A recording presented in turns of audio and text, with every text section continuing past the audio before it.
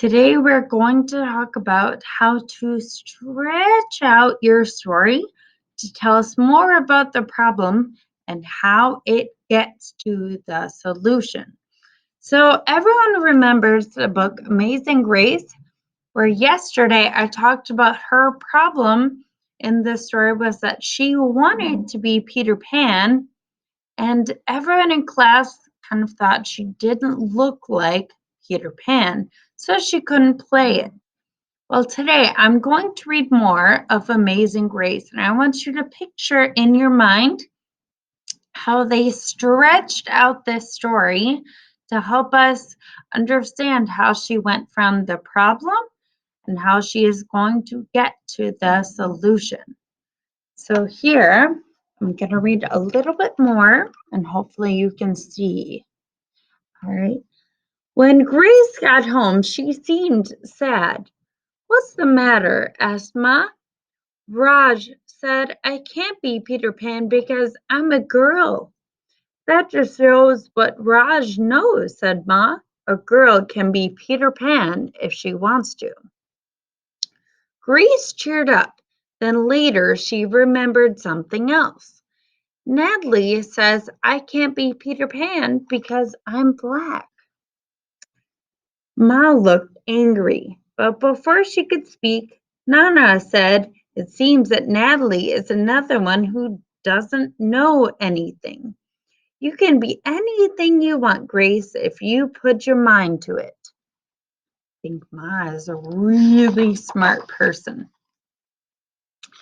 On Saturday, Nana told Grace they were going out. In the afternoon, they caught a bus and train into town. Nana took Grace to a grand theater, and the sign outside read Rosalie Wilkins in Romeo and Juliet in sparkling lights. Are we going to the ballet, Nana? Asked Grace. We are, honey. But first, I want you to look at this picture. Grace looked up and saw a beautiful young ballerina in her tutu. Above the dancer, it said stunning new Juliet.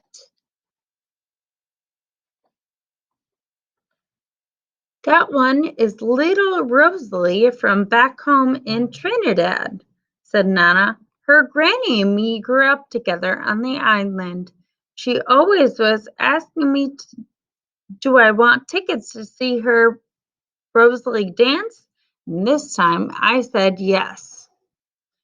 After the ballet, Grace played the part of Juliet, dancing round and around in her imaginary tutu.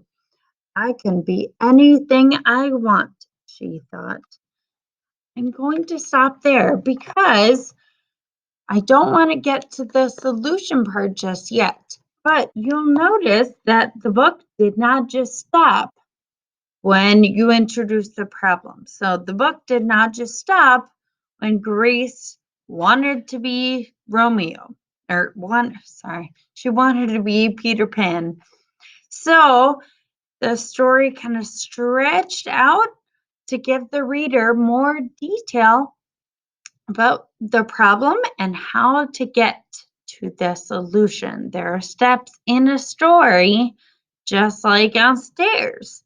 So today I want you to watch my example of how I stretch my story out to help the reader understand more about the problem.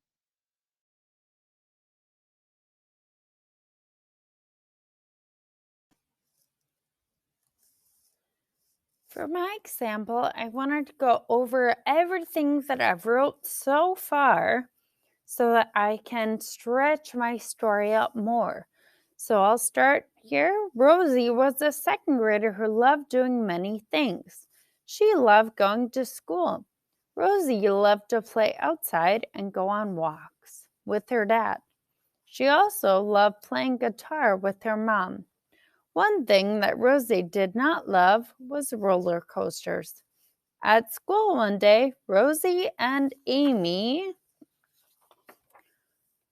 were playing jump rope. When Amy asked Rosie to go to an amusement park with her and her dad to celebrate her birthday. Rosie said yes, but she was a little bit nervous because Amy's favorite ride was a roller coaster. All right, so there I have my introduction and my problem. Today, I'm going to show you what I wrote to stretch my story out in a way that tells me what will happen after I introduce the problem, but before I talk about the solution. In stories, you don't just hear a problem and then the character solves it right away. Things that are real happen in the middle. So I wrote in green today. It's kind of hard to see that it is green, but I added more to my story so that the reader knows what happened. So I'll read here, and then I would like you to do the same today. Rosie knew that Amy would want to ride a roller coaster. She was so nervous she couldn't sleep. Now, think about this. Is that a real thing that happens? Do people get nervous that they can't sleep?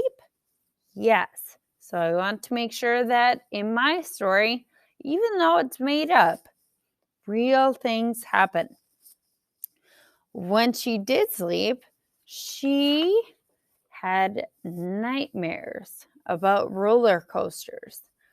The next day, Rosie thought about telling Amy that she was sick and couldn't go, but then she thought that she needed to celebrate her best friend's birthday. So she brushed her teeth and got ready. When she was done, there was a knock at the door.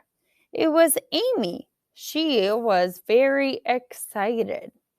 So I know I could add more to this right now, but I think I stretched my story a lot. I even wrote almost 2 full pages on this. But remember, everything that I wrote about is something that could really happen. Today, I would like you to stretch out your story and tell the reader more about what is going to happen. Do not talk about the solution to your problem just yet. Let's focus on stretching out our story. Good luck, friends.